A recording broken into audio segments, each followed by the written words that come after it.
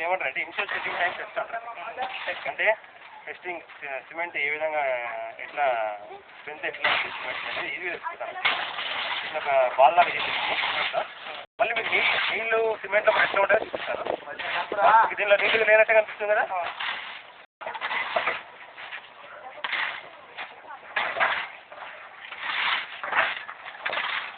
నీళ్ళు ఎట్లా వస్తున్నాయి పైకి మొత్తం నీళ్ళే పైకి వస్తున్నాయి కదా.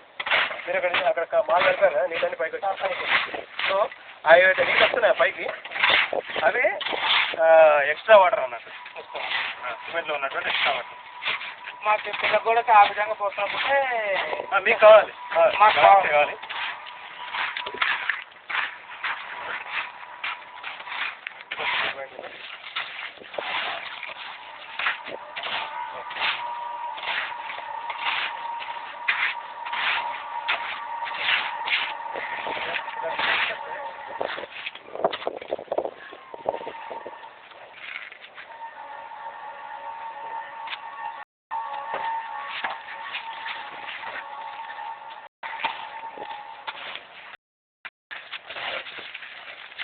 ఏమంటారంటే ఇనిషియల్ సెట్టింగ్ టైం టెస్ట్.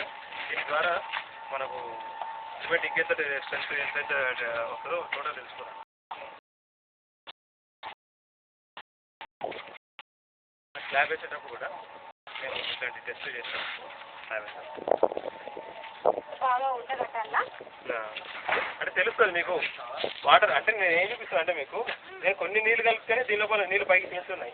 అర్థమైందా? మనం అంతా కాంక్రీట్ లోపల నీళ్ళు అనేవి ఎక్కువ కలిపొద్దు అన్నట్టు, కరెక్ట్గా కలపాలి.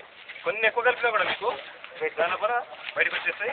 వచ్చినా అవి స్లాబ్ వేసేటప్పుడు మొత్తం సిమెంట్ పాలు వేసేస్తారో నీళ్ళతో సైడ్లో వెళ్ళిపోతాయి. అప్పుడు మనకు ఫస్ట్ ఒక లోడు వస్తుంది సార్, ఒకటో రెండో లోడ్లు వస్తుంటుంది. అదొప్పటికే నీళ్ళు ఎక్కువ రాదన్నాడు. చేయడానికి కారణం ఏంటంటే మీరు స్లాబ్ వేసేటప్పుడు ఒక బస్తా సిమెంట్కి 25 లీటర్ల కంటే ఎక్కువ నీళ్ళు వాడదు. 25 లీటర్లు.